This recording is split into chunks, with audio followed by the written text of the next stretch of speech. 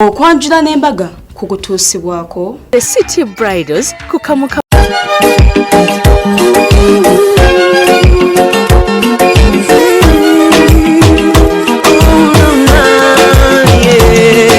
Ndaira simba lero bino binjogera byakumoyo toboyo mutima gwange munda kukubira nze ne kuntujja omukwano lero njagala otegere nti wampamba wotoli siryasenywa nze sebaka nyabo. Your love is like a whistle. I'm stuck in the window. Hey, oh baby, whistle up. Hey, oh whistle up. Bano nyimbi bitufu. Kasabye bakawo nenga nkwaniriza nyo ku Delta TV era nekubuza ko ntyo gambotya Sunday gambeta eyange simbi era nga nzizenga bulijjo kwera nga kutisako program yo eyo kwanjira n'embaga bampita Sharita mazima wamvu era nga gamba nti mukwana nyambaza ebiteteyi bino Tetei bwe bifanana obirabye biteteyi bibera munange bya mchala gwe bayita City Bridals era nga City Bridals ali wali eri Kamukamu Plaza Kwete Road eduka namba GF34 gende omukwano ofune biteteyi bwe biti choyambala n'ofuna figa ne babera tebakuzaala nayo City Bridals abirina Kamukamu Plaza Kwete Road eduka namba GF34 gali abiri nekwe kasotuka ku GF34 oja kubotuse ku City Bridals ku Kamukamu Plaza ne gambe enviri ne makeup mukole wako Sharita Cycling bakola oluviri lonnani lukula olulaba retouch tumukola ku Sharitas jangu tusomesa abagalo kuyiga enviri nga tandikira ku mitwalo 10 abagole tubakolako era nga munayi tugamba nti totutya esimu yaffe kweri tukubira booking ekimu kubyo negamba go message omulembeze nyambala nzijja ku Maria's Bridal era nga Maria aliko Zai Plaza level 2 room 4 otuka ku Zai nolaba omukyala ayambadde gomesi kale nga anyumye ng'omukyalo yafaanana nga nze kale omukyalo nga amita Sharita ku Zai Plaza nga linnya kuliko Maria ng'omanyo awe wa Maria awatuufu kale no mukwano kugamba genda ku Maria's Bridal kujukizako bye twali nabyo ku Sunday wedde era nga twakutusako emikolo gyaffe ebiri twaliko emubende twali nabingola ne tulaba mukyala Jenny nga genda n'omulangira wejemba naye nga munnanga abantu abo tubagala nnyo ate ne tukutusako n'okwanjula kw'omwami n'omukyala betulina olwaliro ku mbaga yaabwe omukyala ye Mariam Nalunga ate omwami ye Rogers Dumba leero tulina embaga yaabwe ye naakulwisaayo akatugende ffenna nga babiri bano oluvannyuma lw'okulaba okwanjula kwabwe wano ku Delta TV bagamba Delta TV mwabayi waka okwanjula kwaffe mukulage n'embaga mugirage akakyala sike kalungi bannaye kanyumira gawuni kanyuma akayinjo kalina otuso tulungi Rogers Dumba embaga yagikuba mukyala yego yagala ennyo Mariam Nalunga bo bati ne bagenda ku Makere Redeemed Church oluvannyuma ne bagenda ate eri emunyonyo ne bafunamu akaseera k'okweragala mu bifaananyi oluvannyuma ne bagenda kafa kapye nnyo kalungi nnyo bakakagulawo kali awo ku Makai Road awe natete bakayita Jasom Stone Gardens walungi nnyo ne bayingirirawo mu Ferrari okiraba Ferrari tuzimanyi mu ba superstar bazivuga bano bagitamwidde ku mbaga yaabwe nga ziddigize z'abakulembedde ne babeerawo n'obumotoka obulalero obulungi ennyimba bayingiriddewo kuza gospel naye omukolo gwabwe gwanyumye kankutuseko omukolo ku mbaga y'omwami n'omukyala Badumba tuva ku Delta TV tukole mukwagala nnyo nkwaniriza nnyo omukwano ku Delta TV tukole era nga wiiki wedde twasobola okubanga tukutuusako okwanjula kw'ababiri bano naye olwaleero mbaga yaabwe omwami n'omukyala Badumba.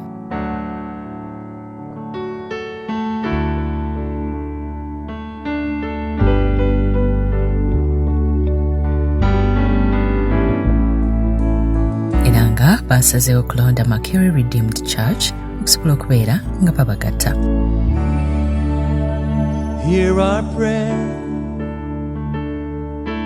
We are your bulijjo omugole omwami yasooka okutuuka era ng'alindirira mukyala we. We've gathered here to pray. Hear our cry. Lord, we need your mercy and we need your grace today. Yes, we do. Hear us as we pray. Kaseera wayiseewo katono n'omukyala naye ng'aleetebwa nga taata we ye yamuleese okusobola okubeera ng'agattibwa mu bufumbo obutukuvu. Thy name, our Father, hear us from heaven. Forgive our sins, we pray. Hear our song as it rises to heaven. May your glory fill the earth as the waters cover the sea. See our hearts and remove any. Enteekateeka y'abannaffe abalokole basooka kubuulira ekigambo era oluvannyuma lw'okubuulira ekigambo ekikwatagana n'obufumbo ne balyoka ne babagatta. ate Rogers ne Mariam, welcome Rogers and Mariam, mutike ku smile, please smile. Mulabike bulungi. Nsanyuse nnyo okulaba Hajati bawuleko beeyita bawali. Mukama ababeere nnyo omukisa.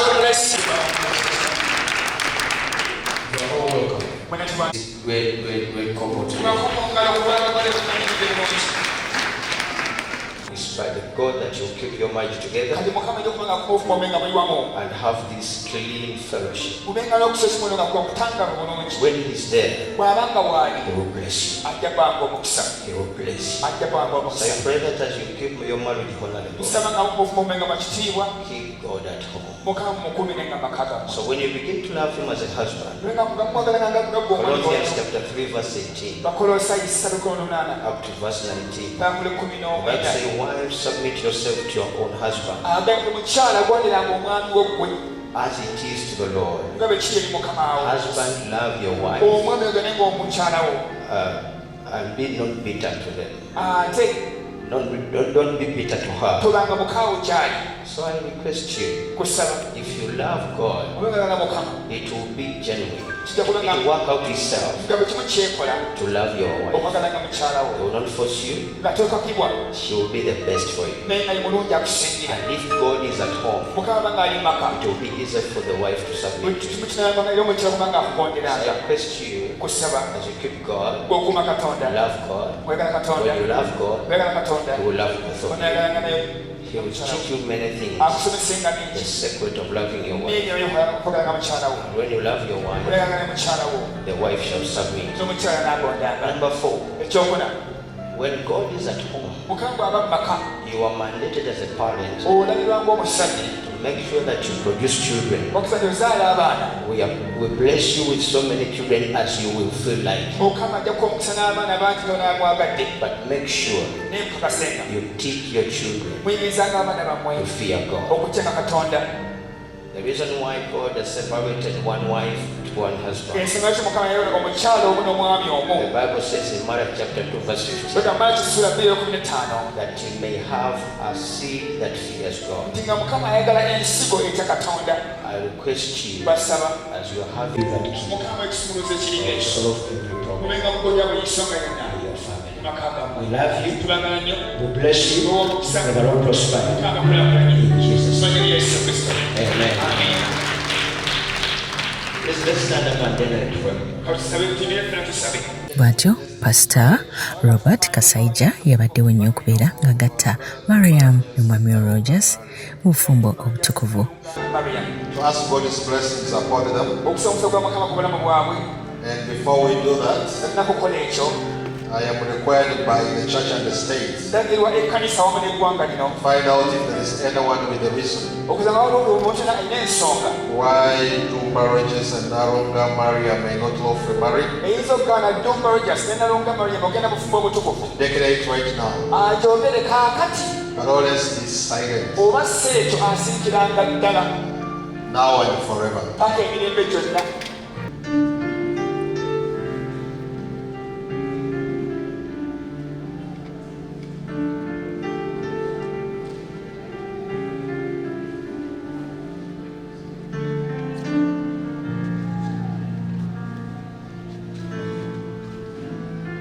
Kino nga kiwedde badde balina okubeera nga bakuba ebirayiro nga oluvannyuma lw'okuba ebirayiro babeera bakakasa nti bakubeera bonna mpaka okufa lwekuli bawola. I want to ask you to take off the veil. Be faithful only and to no longer marry as long as you both shall live.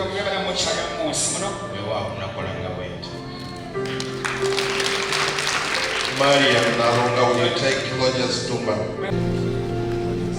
I take you, Rogers Tumba, to be my wedded husband, to live together according to God's holy measure. From today onwards, for better or worse, for richer or poor, in health and sickness, to love you, to cherish you, till death do us apart, according to God's holy will. This is my vow.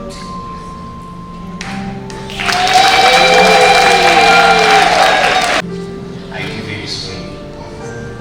I sign my marriage with my body. I honor you as all that I am. I give it to you. With all that what I have, I shall give to you. In the name of Jesus, Father, Son, and the Holy Spirit. Amen.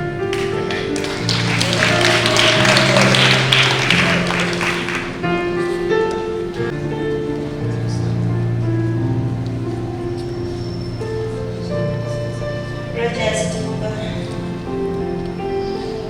I give you this ring as a sign of our marriage. With my body, I honor you. All that I am, I give to you, and all that I am, I share with you. Within the love of God, the Father, the Son, and the Holy Spirit.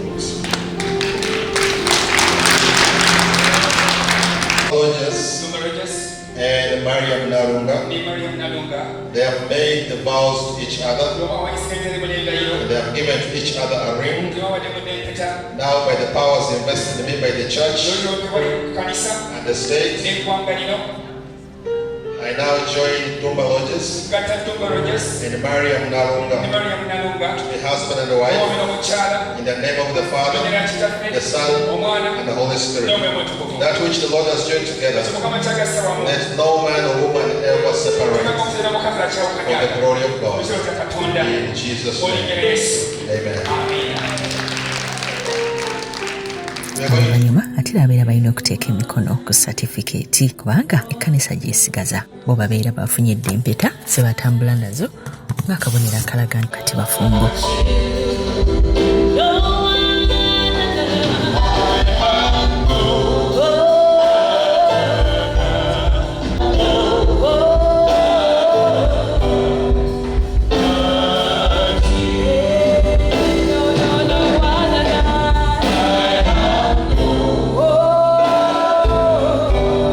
Bannaffe abalokole abagole oluvannyuma lw'okubagatta bonna bawanvuya emikono ne babasabira kwongera obbawa omukisa okunyweza amaka gaabwe. I hand this certificate to you. kibakwasa kaakano It gives you the right to enjoy every privilege osobola buli mukisa gwonna and the goodest things in the institution of n'ebirungi marriage. eby'ekitongole ky'obufumbo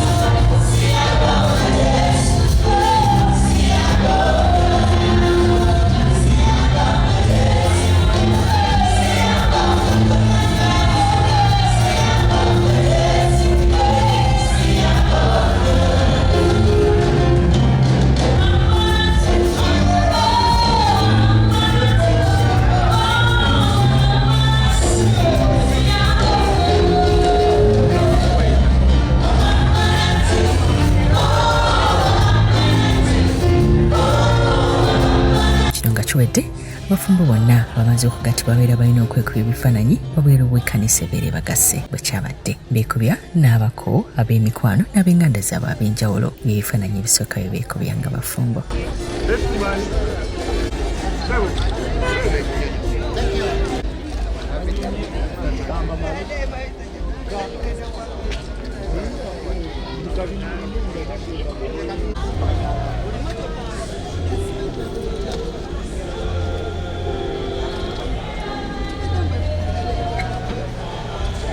Oluvannyuma nga batambulira mu mmotoka ezabadde ez'amaanyi, Ferrari yabakulembedde n'obumotoka obulala bukaŋŋaŋa nga bugenda bukola ekkubo bagenze mpaka e Munyonyo bafuna akaseera ak'enjawulo ak'okuba omulamu.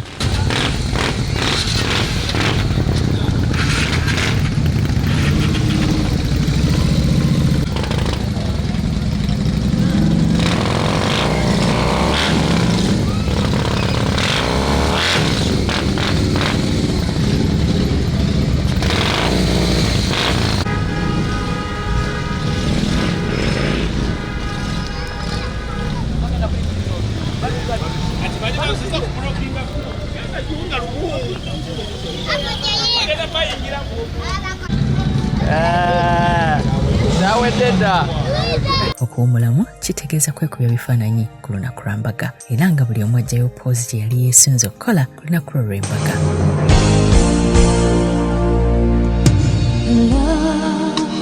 Doesn't ask why, it speaks from the heart and never explains. Don't you know that love doesn't think twice? It can come on at once, a whisper from a distance. Don't ask me if this feeling's right or Ekeze zaadde zambadde bulungi ate nga n'omukyala ka style ke yakoze ne ka gown ke yayambadde kanyumidde omubiri gwe ne ka face kakalungi. When you're in my arms I understand. We don't have a voice when our hearts make the choices. There's no plan. It's not in our hands. Love doesn't ask why. It speaks from the heart and never explains. Don't you know that love doesn't think twice? It can come on at once, a whisper from a distance. Now I can feel what you're afraid to say. If you give your soul to me, will you give too much away? But we can't let this moment pass us by.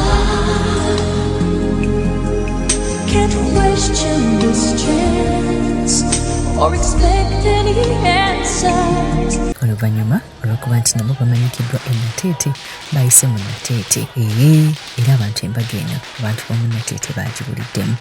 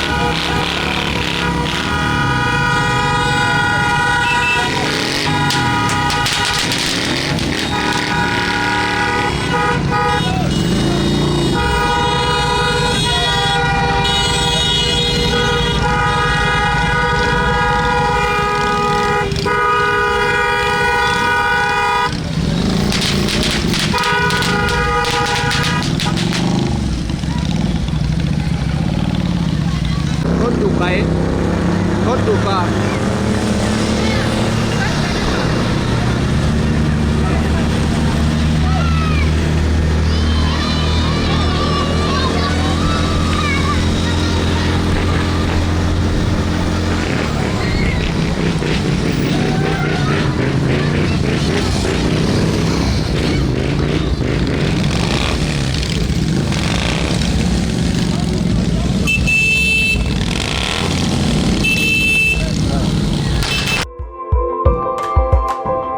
Okyalaba okwanjula n'embaga nga kukutuusibwako The City Bridals ku Kamukamu Plaza.